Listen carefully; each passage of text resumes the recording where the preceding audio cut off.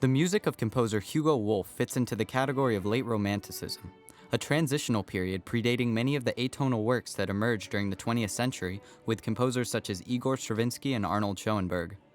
This era is characterized by music which pushes the boundaries of tonality and uses alternative modes and scales to create soundscapes. In his piece titled Harfenspieler 1, Wolf incorporates highly chromatic harmony while still retaining a hierarchy of notes and a clear pitch center. In this video essay, I will focus on Wolf's use of the Phrygian mode, which is prevalent throughout the piece. At first glance, Harfenspieler 1 is riddled with accidentals. This introduces an important question that must be answered before proceeding with an analysis. How do we know that the piece is tonal despite the sheer number of chromatic notes? The answer to this question lies in the tonic-dominant relationship evident throughout the piece. Wolf begins on a G minor chord in measure 1, which makes sense as being tonic, given that the key signature is two flats. After some colorful chords, which we'll discuss in more detail shortly, Wolf lands on a D dominant 7, the 5 of G minor, before resolving to tonic as the vocalist enters in measure 6. Another authentic cadence in G minor occurs at the end of the B section in measures 29 to 30. This familiar sound of dominant resolving to tonic is enough for our ears to hear G as being the pitch center, despite the chromaticism that takes place leading to the dominant. As a theorist, your greatest asset is your ear, and you can often trust your ear to tell you when a piece has a clear tonal center. Now that we recognize Harfenspieler 1 as being a tonal piece, how can we account for some of the pitches that appear outside of the key of G minor?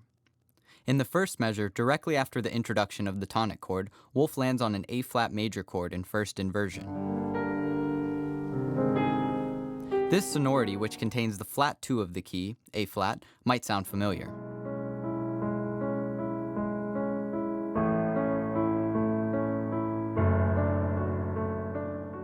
It is in fact a Neapolitan 6 chord, which is a name that refers to a major triad built on the flat 2 of a key. Neapolitan chords are usually found in minor and in first inversion, which is the case in Moonlight Sonata as well as Harfenspieler 1. Because it is in first inversion, the bass note, or third of the chord, is also the fourth scale degree of the key, in this case the note C. This gives the Neapolitan chord a strong sense of direction because it feels almost like an altered 4 chord and functions as a predominant.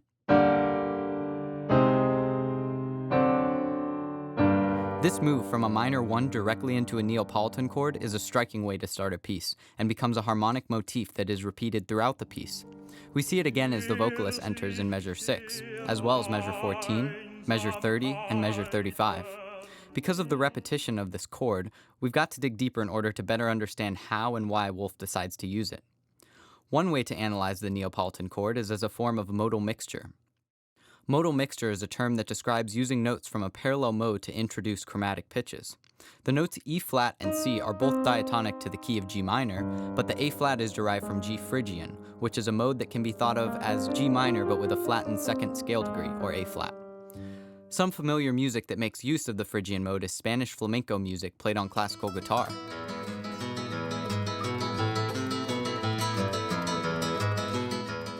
As well as certain types of metal and hard rock music.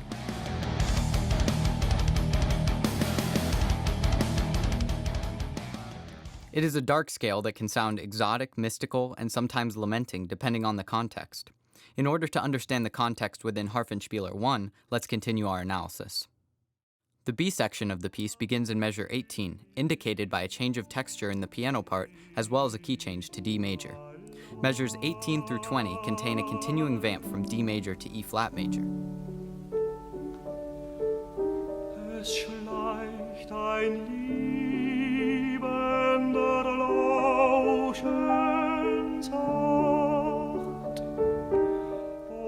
Once again, Wolf is using modal mixture from the parallel Phrygian mode. This time, since the flat 2 chord appears in root position, it is even more convincing than the Neapolitan chord, which was in first inversion. Despite changing keys, Wolf is continuing the harmonic progression of tonic moving to flat 2, thus continuing the motif which defines the piece. After a return to G minor, the piece ends on a surprising 5 chord. This D major chord is directly preceded by a 6 chord, resulting in a special type of half cadence called a Phrygian cadence, common in Baroque era music.